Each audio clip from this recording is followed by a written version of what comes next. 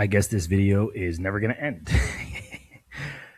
Can modern AI uncover a massive corporate fraud just by reading 500 emails? Today, we're running a head-to-head AI stress test using the actual leaked Enron email corpus. First, I'm running Fable, the best model from Anthropic, through Claude Code on Macs, and then I'm going to give the exact same prompt and data to Kimi, which I have wired up through Cursor. As someone who evaluates AI platforms at Microsoft for a living, this is the exact kind of test I wanted to run and that I'm happy to run on Wadoo because I want to see where these models are actually going to break. I want to know if these agents can spot the warning signs, cite their sources, use real evidence, and also not hallucinate. And so that we can really see a scenario that's a little bit different than I think a lot of the things that are on YouTube right now. I don't know who's going to take the crown yet. That's the whole point.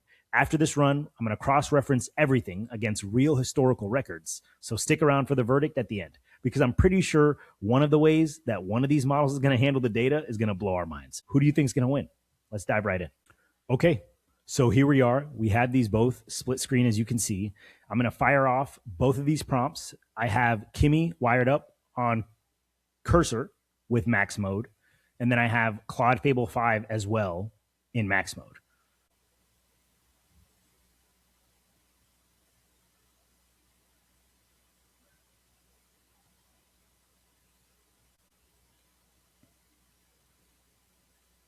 Two hours later.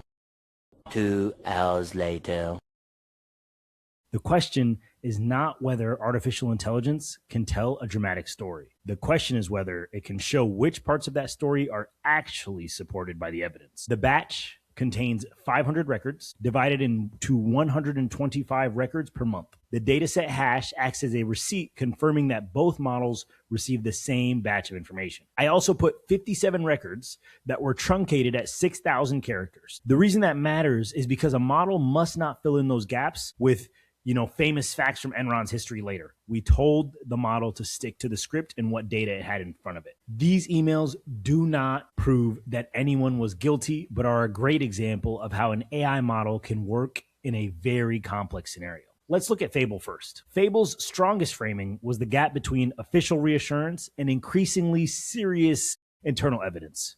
It focused on the August 14th company-wide message, the September Fortune article circulating around and inside Enron at the time, and then the October employee survey and some November updates. That Fable also made an important limitation clear. The batch did not contain the famous Watkins memo, an accounting confession, or even the complete LJM2 memo.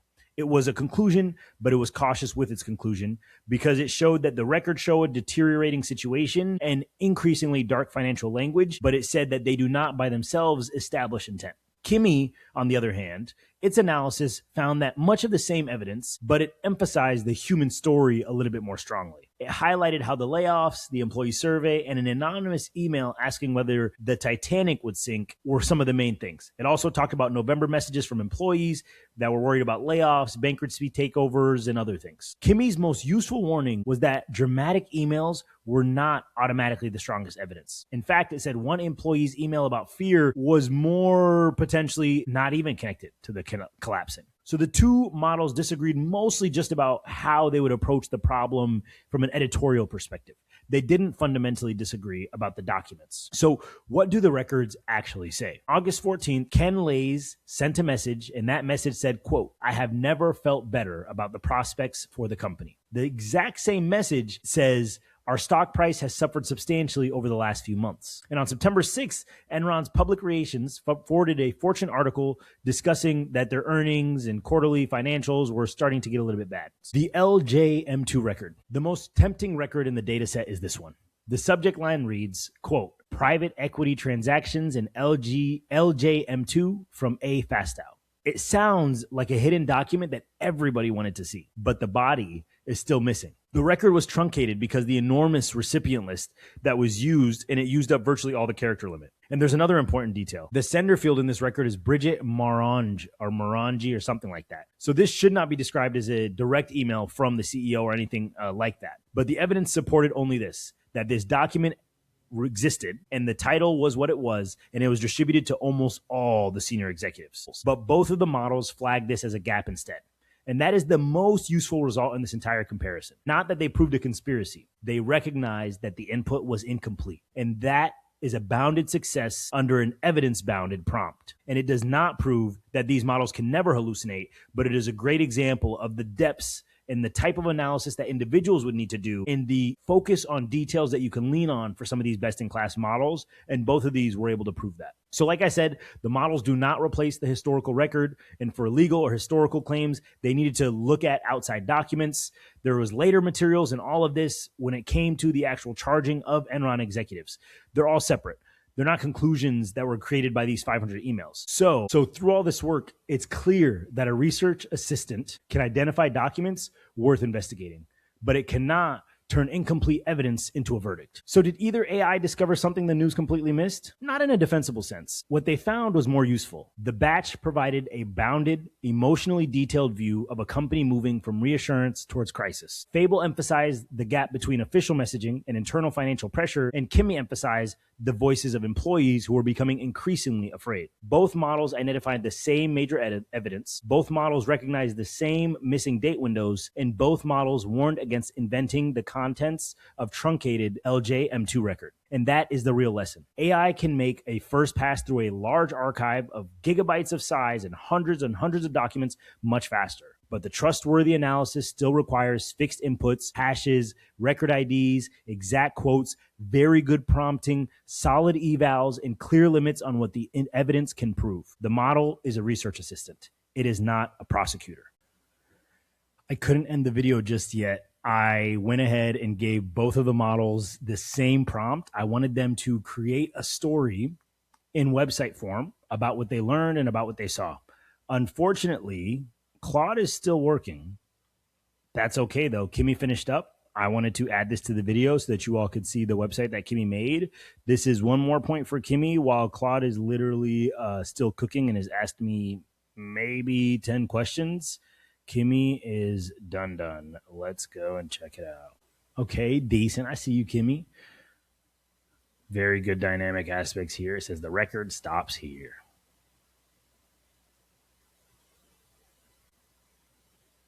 I think it did a pretty good job here. I mean, there's nothing too animated yet. That was one aspect of the prompt.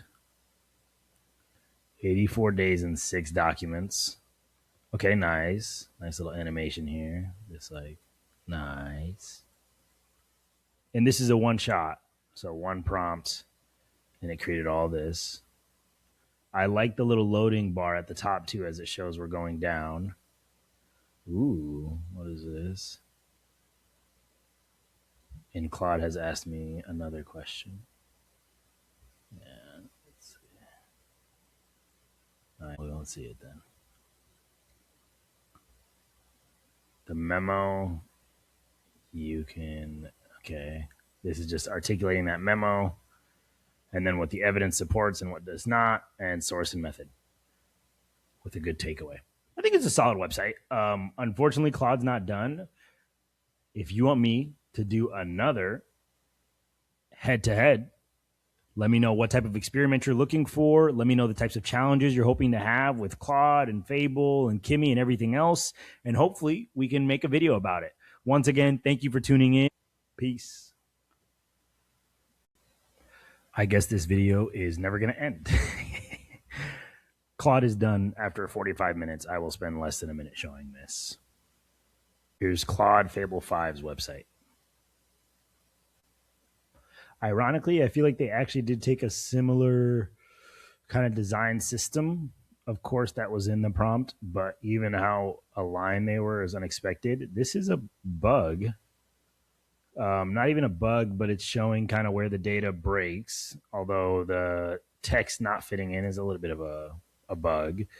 Then it shows the messages with the same exact animation. I like that, while Fable didn't put the loading bar at the top. Pretty nice design, very clean here. This was that side-by-side that we had. I would say Fable did a little bit better here. That background's really nice. The memo you cannot read. Let's see this aspect. Nice. Love it. And I hope this makes sense to you all, where it basically shows where the the character limit was hit. And we were trying to trick the model with this, in a sense. That's nice. What it does show and what it does not show. Good.